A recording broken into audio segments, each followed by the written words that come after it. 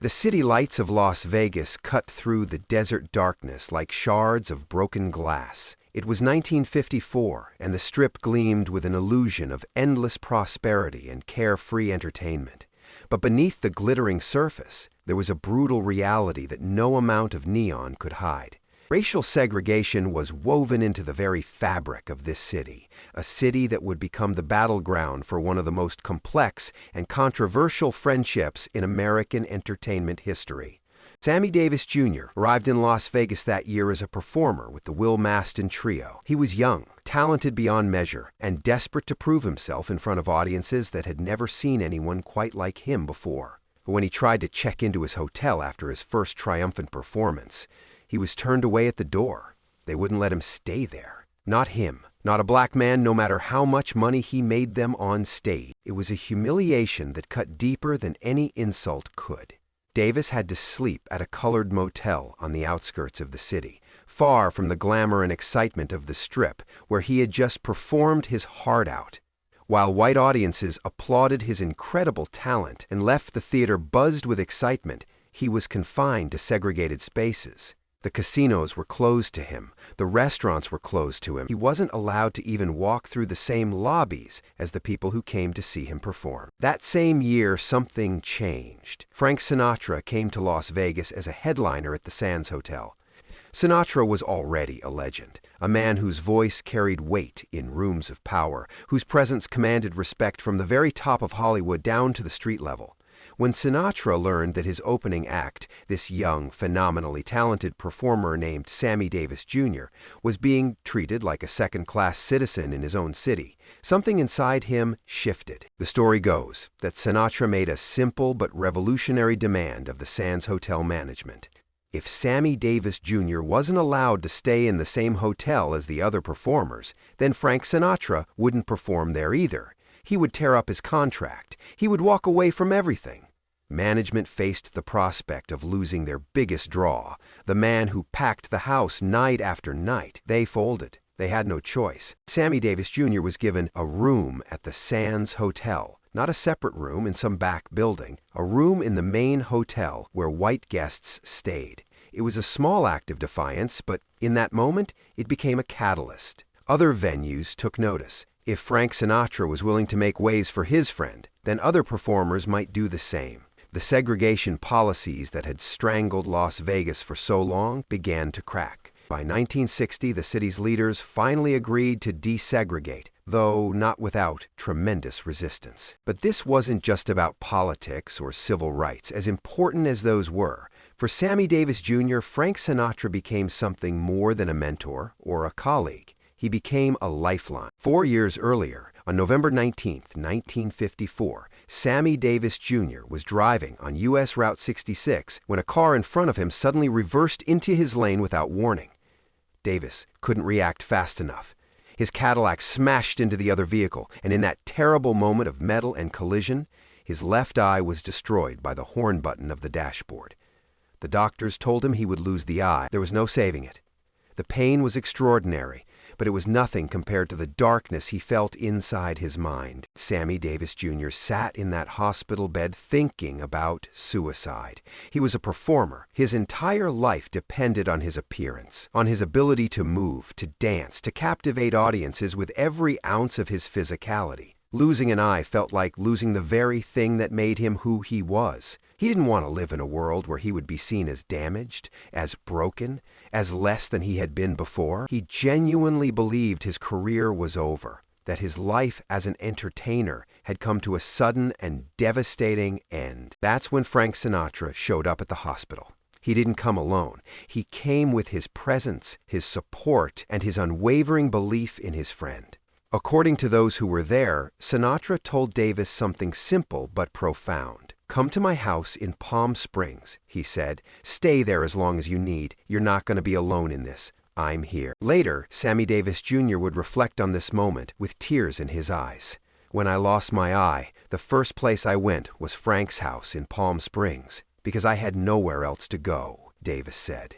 These weren't just kind words. These were the words of a man whose life had been saved by a friend who refused to let him disappear into despair. Sinatra paid his hospital bills. He stayed by his side during his recovery. He reminded him that talent like his didn't come from his eyes. It came from his soul, from something infinitely deeper and more powerful. And gradually, through Sinatra's unwavering support, Sammy Davis Jr. began to believe again. The bond between these two men became something legendary in Hollywood. They were inseparable during the 1950s and into the early 1960s. They performed together, they laughed together, they challenged each other and pushed each other to be better artists and better men. The Rat Pack was forming, a group of entertainers who would define an entire era of Las Vegas entertainment and Hollywood glam. But friendships in the entertainment industry, no matter how genuine, are never simple. Power dynamics shift, egos clash, and sometimes the very foundations of respect that hold two people together can crack under pressure. In 1959, Sammy Davis Jr. did something that seemed innocent enough on the surface. He appeared on a late-night radio program in Chicago called The Shez Show, hosted by a man named Jack Eigen. Eigen was a gossip, a man who specialized in extracting secrets and sensations from his guests, twisting their words into scandal. He had interviewed Sammy before, and he knew exactly how to get under his skin. The interview started out friendly enough. Eigen asked Davis about his career, about his accomplishments, about his friends, but then, with the kind of subtle manipulation that defined the era of radio gossip, Eigen began probing about Frank Sinatra. He hinted that Sinatra could be a difficult person, that he had a reputation for being controlling and rude. And in that moment, exhausted and perhaps a bit tired of pretending that everything was perfect, Sammy Davis Jr. let his guard down. "I love Frank," Davis said, his words carefully measured but honest. "And he was the kindest man in the world to me when I lost my eye in an auto accident and wanted to kill myself. But there are many things he does that there are no excuses for. Talent is not an excuse for bad manners. It does not give you a right to step on people and treat them rotten. This is what he does occasionally." It was candid. It was human. It was the kind of thing that friends say to each other in private, the kind of honest assessment that real people make about the people they love. But Davis hadn't said it in private. He'd said it on live radio, where Jack Eigen and his listeners could hear every word. The news reached Frank Sinatra within hours, and his reaction was swift and absolutely devastating. Sinatra was known for his temper. He was a man who did not tolerate disloyalty. He was a man who had grown accustomed to people doing exactly what he asked, when he asked it, without question. The idea that his friend, the man he had saved during his darkest hour, would go on the radio and publicly criticize him was more than his ego could bear. According to those who were close to him at the time, Sinatra called Davis using language that witnesses described as viciously racist and full of raw fury. The message was clear. "You have betrayed me. You have humiliated me in front of the entire country, and now you will pay the price." Sinatra immediately fired Sammy Davis Jr. from his next film, a project called Never So Few. The role was supposed to be a major opportunity for Davis, a chance to expand his career beyond nightclub performances and into serious dramatic film work. That opportunity evaporated overnight. Steve McQueen was quickly brought in to replace Davis, and the message was sent throughout Hollywood. If Frank Sinatra cast you out, your career was finished. For the next few months, Sammy Davis Jr. found himself in a position of absolute devastation. Sinatra controlled access to the Rat Pack. He controlled access to Las Vegas. He controlled the doors that had opened for Davis in the first place. Suddenly, those doors slammed shut, according to Peter Lawford, who was there to witness the aftermath. For the next few months, Sammy was on his knees begging for Frank's forgiveness, but Frank wouldn't speak to him. Davis wrote letters. He sent messages through intermediaries. He tried to contact Sinatra directly, hoping to apologize, hoping to repair the damage, but Sinatra refused to take his calls. Sinatra refused to read his letters. Sinatra refused to read his letters. Sinatra refused to acknowledge him in any way. This was the dark side of Frank Sinatra that few people wanted to talk about in public. This was the man who could be brutally controlling, who could punish those he felt had wronged him with calculated precision. The entertainment industry watched nervously. Davis had built his entire mainstream career on the foundation that Sinatra's friendship and protection had provided. Without that protection, without that connection to the Rat Pack, what was he? Davis's career prospects collapsed. No films called, no major venues wanted to book him. He was suddenly radioactive in an industry that had embraced him just weeks before. The psychological and professional toll was extraordinary. But in Davis's case, the anguish ran even deeper, because he understood something that the industry at large may not have fully grasped. His position in American entertainment was precarious. He was a black man in a white industry. He was a black man who had dared to cross the line and achieve success at the highest levels. And Frank Sinatra, whether intentionally or not, had just demonstrated that all of that success could disappear the moment he decided it should. It was during this dark period that other members of the Rat Pack began to intervene. Dean Martin and Peter Lawford understood the situation better than anyone. They understood Frank's capacity for rage, but they also understood what Sammy Davis Jr. meant to all of them as a friend and as an artist. More importantly, they understood that the group itself couldn't function if this rift remained unhealed. Dean Martin and Peter Lawford began working behind the scenes, talking to Sinatra, reminding him of everything that Davis had done for him, reminding him of the years they had spent together, reminding him of the bond they had forged. Slowly, incrementally, they began to soften Sinatra's resolve. The anger that had burned so intensely began to cool into something more manageable, though the scars would remain. By the time Ocean's 11 came into production, Sinatra had relented. He agreed to let Davis back into the fold. But make no mistake, the dynamic had changed. The easy familiarity, the genuine warmth that had characterized their earlier relationship was replaced by something more careful, more calculated. Davis understood that he was operating under Sinatra's sufferance now. One misstep and he could be cast out again. Davis's role in Ocean's 11 was memorable, but it was also deliberately diminished in some ways. He played one of the gang members, and he sang the iconic song EO11 with that incredible voice of his. But he was also the subject of racial humor throughout the film, humor that was presented as good-natured banter between friends. In reality, it was a constant reminder of where Davis stood in the hierarchy of the group. He was accepted, but only on Sinatra's terms. He could be included, but only if he was willing to accept a certain level of humiliation. Davis understood the bargain he had made. He accepted the treatment. He smiled through the jokes. He proved his loyalty again and again and again. In many ways, his entire existence within the Rat Pack became a performance, a careful negotiation between his desire for genuine friendship and his desperate need for the opportunities that only Sinatra could provide. But here's where the story becomes more complicated and more tragic. Despite everything that happened, despite the anger and the betrayal and the humiliation, the bond between Frank Sinatra and Sammy Davis Jr. never truly severed.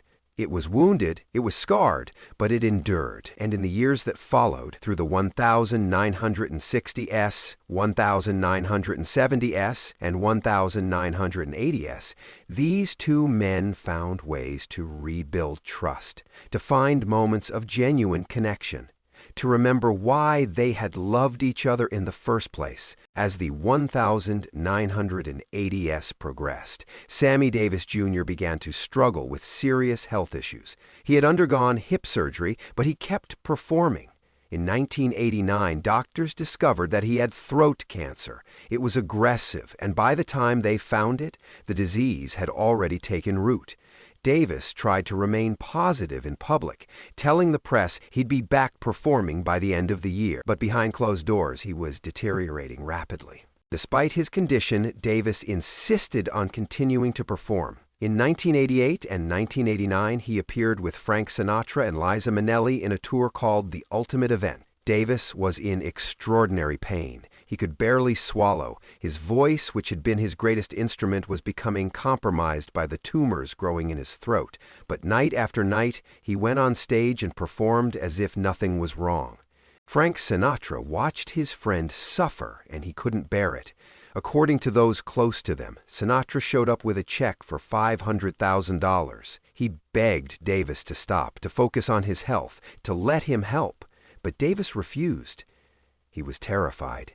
He had $7 million in gambling debts, debts to dangerous people, debts that required him to keep performing to pay off. So Sinatra did something that seemed impossible. He canceled his own shows to stay by Sammy's side as things got worse. The legend who had ruled Las Vegas and Hollywood for decades put his own career on hold to be present for his friend during his final months. By 1990, Sammy Davis Jr. was down to less than 90 pounds. His body was skeletal. He could barely move. But he still tried to perform. He still smiled. He still showed up. On May 16, 1990, Sammy Davis Jr. died from throat cancer at Cedars-Sinai Medical Center in Los Angeles. He was 64 years old. When Frank Sinatra heard the news, he was devastated. He went to the funeral, where he stood in the front row with tears streaming down his face and his eyes swollen from crying. He didn't give a formal eulogy. He couldn't. He was too overcome with grief. But as he was leaving the church, surrounded by reporters, someone asked him how Sammy should be remembered. Frank Sinatra paused, and through his pain, he said words that would resonate for the rest of his life. From my standpoint, he should be remembered as one of the finest human beings I ever knew in my life. He was a wonderful, wonderful boy. He was multi-talented, and the loss is very hard for us all. It was a simple statement, but it was profound. In that moment, standing outside a church where he had just buried his friend, Frank Sinatra was confirming something that had been whispered about for decades. He was confirming that despite everything, despite the anger, despite the cruelty, despite the control and the betrayals, there had been something real between him and Sammy Davis Jr. There had been something that transcended the racial boundaries of their time, the power dynamics of their industry, the very real damage that Sinatra had inflicted on Davis throughout their relationship. In private conversations with those closest to him after Davis's death, Sinatra told friends something even more telling. "We had something special. I'll see him again someday," he said. These words, spoken in the privacy of his inner circle, were Sinatra's way of acknowledging that their bond, despite everything, had been genuine. Despite his capacity for cruelty, despite his racism and his violence and his need for control, Frank Sinatra had loved Sammy Davis Jr., and Sammy Davis Jr., despite the pain inflicted upon him, had continued to love Frank Sinatra. In 1959, while the radio incident was still unfolding, Sammy had fallen deeply in love with a Swedish actress named May Britt. She was beautiful, talented, and she loved him genuinely. But their romance became the catalyst for another explosion in Sammy's life. At this time in America, interracial marriage was illegal in 31 states. Kennedy advisors allegedly reached out to Frank Sinatra with a message. "Don't let Sammy marry May until after the election," they said. "The timing is wrong politically. Wait until after Kennedy wins office, and then he can do what he wants." But Sammy Davis Jr. refused to wait. On November 13, 1960, he married May Britt in his home in the Hollywood Hills. Frank Sinatra was there as his best man. Peter Lawford stood as a witness signing the marriage certificate. They showed up for their friend despite the political pressure, despite the scandal, despite the fact that the entertainment industry was turning its back on Sammy in response. The consequences were swift and merciless. Studios that had courted Sammy suddenly went cold. Major film roles disappeared overnight. And then, in what became one of the most infamous snubs in presidential history, Kennedy withdrew the invitation for Sammy to perform at the inauguration. It was a betrayal that cut across racial lines. The president, who had promised so much to the black community, was willing to sacrifice Sammy Davis Jr. to avoid controversy. Frank Sinatra felt the humiliation on behalf of his friend. Here was a man who had been willing to break the rules of segregated Las Vegas, who had used his power to fight for Sammy's rights, and now the Kennedy administration was asking him to stand by while they destroyed Sammy's career for political convenience.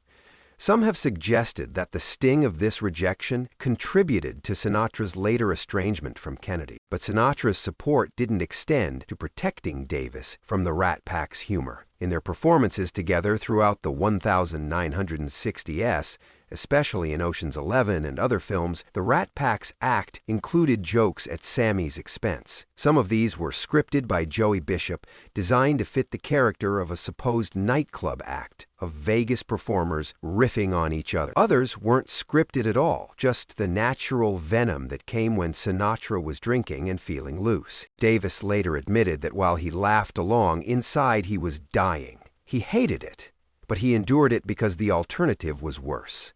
Without Sinatra's protection, he was nothing in this industry. So he bit his tongue and played the part of the happy, joking friend, even when every laugh felt like a knife in his ribs. By the late 1960s, as Davis's marriage to Mae Britt began to deteriorate, he turned increasingly to substances to numb the pain. Alcohol became his companion, then cocaine, then amyl nitrite. His new wife, Altavisa Gore, whom he married in 1970, joined him in this lifestyle, and soon their house in Los Angeles became a constant party venue, fueled by whiskey, cocaine, and the kind of excess that only money could buy. The middle years of the 1970s were Davis's darkest period. He was drinking heavily, using drugs daily, and his professional life was deteriorating. He became an unreliable performer, showing up drunk or stoned to shows. He had terrible mood swings. In 1974, he was invited to open a new casino in Monte Carlo by Princess Grace of Monaco herself, but in a fit of pique, he refused to perform and sailed away on the royal family's yacht like a child throwing a tantrum. During this same period, Davis described his life in terms of brutal honesty. "I had drugs, booze, and broads, and I had nothing," he said, looking back on those years. He was wealthy beyond measure, but spiritually and emotionally, he was bankrupt. His marriage to Altavisa was turbulent. His career was faltering. The friends who had once filled his life were either disappearing or becoming part of the problem rather than the solution. It was during this darkest period of Sammy's decline that an old friend showed up to save him again, Frank Sinatra. According to those who were there, Sinatra sat Sammy down and delivered a message that was blunt but loving. "You're throwing everything away," Frank told him. "Your talent, your career, your life. You can't do this anymore." And then, with characteristic directness, Sinatra made it clear that he was going to help pull Davis back from the edge, but only if Davis was willing to do the hard work himself. The intervention wasn't gentle. It was Sinatra being Sinatra, using his force of personality and his unwillingness to accept anything less than complete commitment. But it worked. Slowly, through the late 1970s, Sammy Davis Jr. began to rebuild his life. He started performing again with more consistency. He cut back on the hardest drugs, though alcohol would remain a struggle for him. He got his career back on track and began to remember who he was beyond the drugs and the alcohol and the endless parties. Throughout the 1970s and into the 1980s, Sinatra and Davis maintained regular contact. They would perform together occasionally, they would see each other at industry events, and there was a quality to their friendship by this point that was almost like a father and son relationship, or perhaps more accurately, like two men who had been through war together and understood things about each other that no one else could possibly understand. In 1988, as Sammy Davis Jr.'s health was beginning its final decline, Sinatra was still performing regularly and still at the height of his powers. Sinatra did something remarkable. He agreed to do a concert tour with Sammy Davis Jr. and the legendary singer Liza Minnelli. It was called The Ultimate Event, and it became one of the most talked-about tours of the decade. But by this point, Sammy was in constant, excruciating pain. The cancer was beginning its slow work on his throat, though the doctors hadn't yet given him the diagnosis. He was struggling to breathe. He could barely swallow. But night after night, he went on stage and performed as if nothing was wrong. He sang, he danced, he gave everything he had, knowing that every show might be his last. But Sammy refused. You couldn't understand unless you understood the man himself. Sammy Davis Jr. had spent his entire life fighting. Fighting for respect, fighting against racism, fighting against the industry that wanted to use him and discard him, fighting against his own demons and his own doubts. He couldn't stop now, not even as his body was failing him. The fear was that if he stopped performing, if he let go of that struggle, then he would have nothing left at all. By 1989, the doctors finally confirmed what everyone had feared. Sammy had throat cancer. Advanced throat cancer. The tumors were already large, already doing damage to his voice. The prognosis was grim. The doctors gave him less than a year, and yet Sammy Davis Jr. continued to perform. In the fall of 1989, he gave what would be his final performance at Harrah's Casino in Lake Tahoe. By this point, his voice was ravaged by the disease. It hurt him to sing, but he did it anyway. Frank Sinatra was there watching his friend perform one last time, and according to those who were present, the two men embraced backstage, both of them knowing what was coming, both of them understanding that this was the end of an era. In the final months of Sammy's life, Frank Sinatra made a remarkable gesture. He canceled his own performances. He was now 72 years old and he was suffering from his own health issues. But he put his own needs aside and spent time with his dying friend. He visited him at his home, he sat with him, he held his hand as Sammy's body wasted away to almost nothing. Sammy Davis Jr. weighed less than 90 pounds by the end. His skin was stretched over his bones like parchment. He couldn't eat, he could barely drink water. The vibrant, energetic, endlessly talented performer who had electrified audiences for decades was reduced to a skeletal figure, barely clinging to life. On May 16, 1990, Sammy Davis Jr. drew his last breath. He was 64 years old. The entertainment industry mourned the loss of a legend. But for Frank Sinatra, this was something far deeper. This was the loss of a brother, a friend, a man who had been woven into the fabric of his entire adult life. Sinatra attended the funeral, and when he walked in, he was visibly destroyed. He had wept openly. His eyes were swollen from crying. He looked like a man who had lost something irreplaceable. As he was leaving the church, surrounded by the press and well-wishers, someone asked him how Sammy should be remembered. Sinatra paused, composing himself, and then he spoke with a clarity that seemed to cut through all the years of complexity and contradiction. From my standpoint, he should be remembered as one of the finest human beings I ever knew in my life, Sinatra said, his voice thick with emotion. He was a wonderful, wonderful boy, multi-talented, and the loss is very hard for us all. It was a profound statement. In that moment, standing outside the church where he had just buried his friend, Frank Sinatra was not thinking about the past tensions or the power imbalances or the racism that had sometimes colored their relationship. He was thinking about the man himself. He was thinking about Sammy's talent, his kindness, his ability to endure, his refusal to give up, despite everything that had been thrown at him. But what Sinatra said in public was one thing.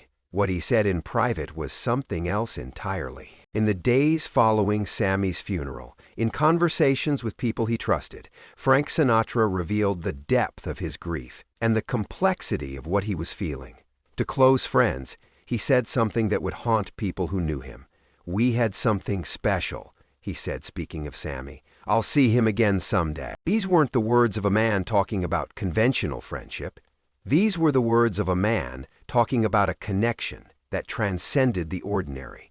These were the words of a man who, in his grief, was finally allowing himself to acknowledge something that had always been present but never fully spoken. In 1998, 8 years after Sammy Davis Jr.'s death, Frank Sinatra was dying. He was in Cedars-Sinai Medical Center, the same hospital where Sammy had taken his final breath. His heart was failing, his kidneys were shutting down, he was having trouble breathing. The doctors were monitoring him around the clock, administering oxygen, trying to keep the great man alive just a little bit longer. His wife Barbara was by his side. His manager Tonio Pedisano was there as well. The room was filled with machines and the soft hiss of oxygen. Outside, the Los Angeles traffic continued its endless flow. A city that had made Sinatra into a god, going about its daily business, completely indifferent to the fact that the man who had defined an era was taking his final breaths. Sinatra was conscious, he was aware, and in those final moments, as his body began to give out completely, he looked at Barbara and then at Opasano, and he said something that would become his final public statement. His last words before he slipped away. "I'm losing," he said simply. Those 3 words contained everything. The fighter, who had spent his entire life refusing to accept defeat, who had sung "I Did It My Way," was finally acknowledging that this was one fight he couldn't win. His body was losing. His heart was losing. He was losing. But in the hours before he said those words, as he lay in that hospital bed, did Frank Sinatra think about Sammy Davis Jr.? Did he think about that young black man he had saved from despair after his car accident? Did he think about the friendship that had defined so much of his life? Did he think about the racism they had fought against together? The cruelty he had sometimes inflicted, the love that had endured despite it all? No one will ever know. No one was close enough to hear those thoughts. But in dying in the same hospital where his friend had died, in taking his last breaths, in a place so intimately connected to Sammy Davis Jr., Frank Sinatra seemed to be sending one final message. The darkness that had sometimes defined their relationship, the pain and the power plays and the casual cruelty, it faded in the light of what they had meant to each other. What remained was the simple, profound truth that they had loved each other.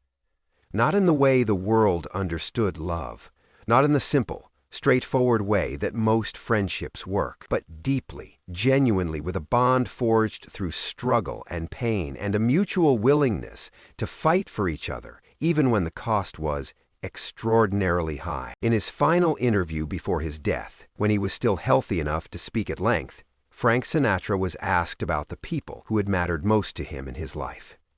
Sinatra spoke about his career, about his accomplishments, about the records he had broken and the stages he had conquered.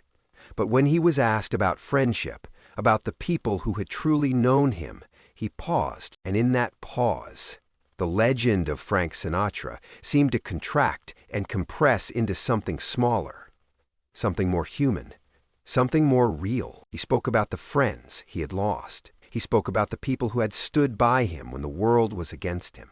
He spoke about loyalty and betrayal and forgiveness. And though he didn't mention Sammy Davis Jr. by name in that particular interview, everyone in the room understood who he was talking about. Because Sammy Davis Jr. was there in every word. Sammy was the friend who had pushed him to be better. Sammy was the friend who had endured his cruelty and still loved him. Sammy was the friend who had shown him that talent and determination could overcome even the systemic racism of an entire nation. Years later, when researchers and historians would look back at the relationship between Frank Sinatra and Sammy Davis Jr., they would find a story that defied easy categorization. It wasn't a simple story of a powerful man helping a less powerful man. It wasn't a simple story of racism overcome by friendship. It was far more complex than that. It was a story about 2 men who were shaped by their times, who sometimes behaved in ways that reflected the worst aspects of their era, but who also had the capacity to love each other and to fight for each other despite all of that. It was a story about power and how it could corrupt even the best of people. It was a story about friendship and how it could endure despite constant challenges and threats. And it was ultimately a story about 2 legends who, in the privacy of their final days, finally allowed themselves to acknowledge the truth that what they had built together across decades of performance and struggle and pain was something sacred, something that had changed both of them, something that neither of them would ever forget, even as the darkness crept in and the final curtain began to fall. The dark rumors, the whispers about what Sinatra had said about Davis, what he had done, how he had treated him, they all faded in the end. What remained was the simple, aching truth.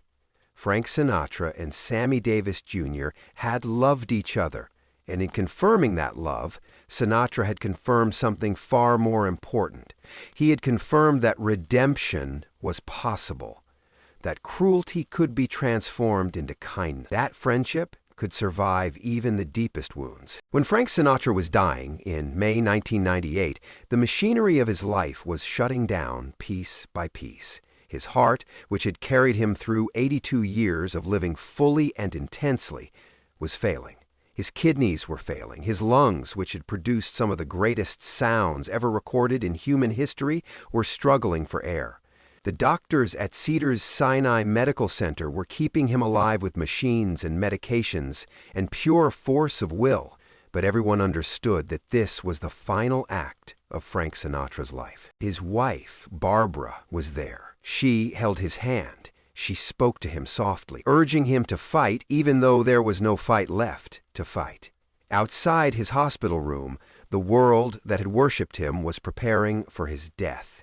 The Empire State Building was preparing to light itself blue. The Las Vegas Strip was preparing to dim its lights. This man had shaped the culture of an entire nation, and his passing was going to be marked with the kind of mourning usually reserved for presidents and saints. But in those final hours, as his body was shutting down, Frank Sinatra's mind was clear, and according to those who were there, he was thinking about regrets. He was thinking about the things he had done, the people he had hurt, the power he had wielded so carelessly at times. He was thinking about the men and women who had been part of his story, the people who had shaped him and been shaped by him. In particular, he was thinking about Sammy Davis Jr. When the doctors told him there was nothing more they could do, when Barbara whispered to him that it was okay to let go, when the machines began to slow and the beeping began to fade, Frank Sinatra seemed to be transported back across the years. He was back in 1954, watching this young black man being turned away from hotels because of his skin color. He was back in 1959, hearing the news about the radio interview, feeling the rage and the betrayal. He was back in the hospital room where Sammy was lying after his car accident, watching his friend contemplate ending his life.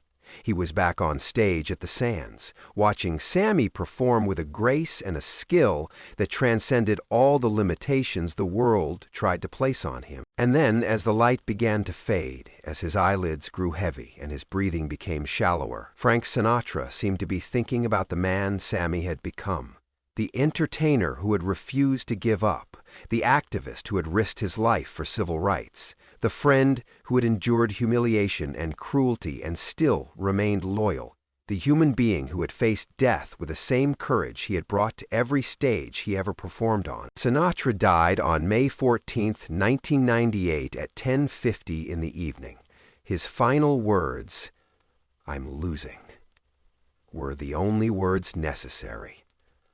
A man who had spent his entire life winning, who had made a career out of triumph and control, finally faced something he couldn't conquer. But in that moment of defeat, he wasn't alone. He was lying in the same hospital where his friend Sammy had died 8 years before. He was breathing the same air that Sammy had breathed. He was staring into the same abyss that had claimed his friend. Within hours, the machinery of Sinatra's legacy swung into motion. The newspapers began their eulogies. Television stations prepared their documentaries. Radio stations began playing his music. The world began to process the loss of one of the greatest entertainers who had ever lived. But beneath all of that, in conversations between people who had known him, in private moments between family members, one name kept coming up: Sammy Davis Jr., Sammy Davis Jr., Sammy Davis Jr. Because Frank Sinatra's legacy couldn't be separated from Sammy Davis Jr.'s legacy. You couldn't talk about one without talking about the other.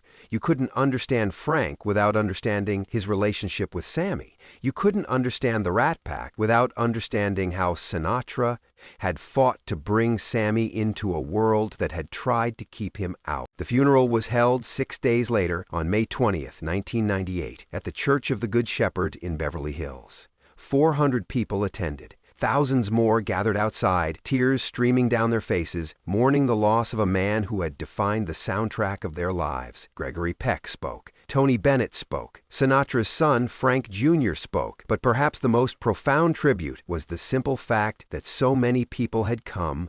When they lowered Frank Sinatra's casket into the ground, they buried him with objects that told the story of his life. cherry-flavored lifesavers, Tootsie Rolls, a bottle of Jack Daniels, a pack of Camel cigarettes, a Zippo lighter, stuffed toys, a dog biscuit, a roll of dimes that he always carried in his pocket. These weren't the possessions of a legend. They were the possessions of a man who loved candy, a man who loved cigarettes and whiskey, a man who loved his dogs, a man who loved simple pleasures. But nowhere in that casket was there a photograph of Sammy Davis Jr. Nowhere was there a letter from Sammy. Nowhere was there any physical reminder of their friendship. And yet, in a very real way, Sammy was there. Sammy was buried with Frank in the form of memory, in the form of the friendship that had defined so much of Frank's life, in the form of the redemption that their relationship had ultimately become. His grave marker reads simply, "The best is yet to come," followed by "beloved husband and father." Those words seem to encapsulate everything about Frank Sinatra's approach to life. He always believed the best was yet to come. He always believed there was another great album to record, another great performance to give, another chance to be better than he had been before. But what the grave marker doesn't say, what it can never say, is that the best had already come. The best had come in the form of a friendship that had endured despite every obstacle, despite every mistake, despite every moment of cruelty and pain. But the truth about Frank Sinatra and Sammy Davis Jr. goes far beyond their personal relationship. It speaks to something far larger about the nature of power, privilege, and the possibility of change in America. Because Sinatra didn't just help Sammy Davis Jr. overcome racial barriers, he used his power to force those barriers to come down. He made a choice to use his privilege in service of something greater than himself. When Sinatra refused to perform at the Sands unless they desegregated, he wasn't making a gentle request. He was making a demand. And because he had the power to make that demand stick, because he was such a draw that the casino couldn't afford to lose him, things changed. Not because he convinced people they were wrong, but because he made it clear that the cost of racism was too high. In the years that followed, other performers would follow Sinatra's lead. Other venues would break down their segregation policies, not because they suddenly saw the moral light, but because they understood that the entertainment world was changing, and if they wanted to stay competitive, they would have to change too. This is the dark truth that historians often avoid speaking about. Sometimes change doesn't come from moral persuasion alone. Sometimes it comes from power, from the willingness of the powerful to use their privilege to force change. Frank Sinatra wasn't a saint. He wasn't perfectly moral. He was a flawed man with a terrible temper and a capacity for cruelty, but he was also a man who understood something fundamental about power. And he was willing to wield that power in service of his friend. And Sammy Davis Jr. in turn understood something equally fundamental. He understood that friendship, real friendship, sometimes requires accepting humiliation. It requires accepting the jokes, accepting the diminished roles, accepting the casual racism that sometimes leaked through even the strongest bonds of affection. Because the alternative was isolation, and isolation was worse than any amount of discomfort he might have to endure. This is not a comfortable truth. This is not the kind of story that fits neatly into the categories of good and bad, right and wrong. It is a story about compromise and adaptation and survival. It is a story about two men navigating a world that was actively trying to destroy one of them and using the tools they had, money, power, talent, friendship, to build something that could endure despite all the forces arrayed against it. The Rat Pack was far more than just a group of entertainers. They were a cultural force. They represented a new kind of American identity, one that was sophisticated but also lived in the moment, one that valued loyalty and camaraderie, one that refused to apologize for living well and enjoying the fruits of success. But embedded within that cultural force was something far more radical, though few people talked about it at the time. A black man was performing alongside white men on equal terms. A black man was staying in the same hotels, eating in the same restaurants, performing on the same stages, and not because society had suddenly become enlightened, but because Frank Sinatra had decided that this was how it was going to be. The British invasion came in the second half of the 1960s. The counterculture movement emerged. Vietnam divided the nation, and the Rat Pack's era of dominance came to an end. The life's-a-party appeal that had once seemed so revolutionary began to feel dated and shallow. But what they had accomplished couldn't be undone. The seeds they had planted, the barriers they had broken, the precedent they had set, all of it remained. Sammy Davis Jr. went on to have a career that few black entertainers of that era could have imagined. He appeared in films, he created Broadway musicals, he performed for presidents. He used his platform to fight for civil rights in ways that cost him dearly. And when Martin Luther King Jr. was assassinated in 1968, it was Sammy Davis Jr. who went on national television across 3 networks, tears streaming down his face, calling for calm even as the nation was erupting in riots. It was Sammy who reminded people that King's dream was still alive, that the work still needed to be done, that violence was not the answer. Sinatra had given Sammy the platform. But Sammy had used that platform for something far greater than entertainment. He had used it to fight for justice, to demand equality, to refuse to accept the limitations that society tried to place on him. This is what the friendship between Frank Sinatra and Sammy Davis Jr. ultimately became. It wasn't just about 2 men liking each other. It was about the collision between power and powerlessness, between privilege and discrimination, between the desire to help and the reality of systemic oppression. It was about 2 men trying to navigate forces far greater than themselves, using the tools they had, making compromises they probably didn't want to make, but ultimately creating something that transcended all of it. When Frank Sinatra died, he was remembered as a legend. Rightly so. He had changed music. He had shaped entertainment. He had influenced presidents. He had lived a life so full and so intense that it seemed almost impossible that one human being could contain it all. Perhaps his greatest legacy wasn't a song. Perhaps it wasn't a film or an award or a record that he broke. Perhaps his greatest legacy was the friendship he forged with a black man in an era when that friendship was dangerous, when it was costly, when it required both men to sacrifice something of themselves. Perhaps his greatest legacy was proving that friendship, genuine friendship, could transcend the boundaries that society tried to place on it. That love could overcome cruelty. That redemption was possible even for a man like Frank Sinatra, a man who had made more than his share of mistakes. And so, as we look back at these 2 men from the vantage point of decades, from a time when much has changed and much remains the same, we are left with a simple but profound truth. Frank Sinatra and Sammy Davis Jr. loved each other. They were friends when friendship was dangerous.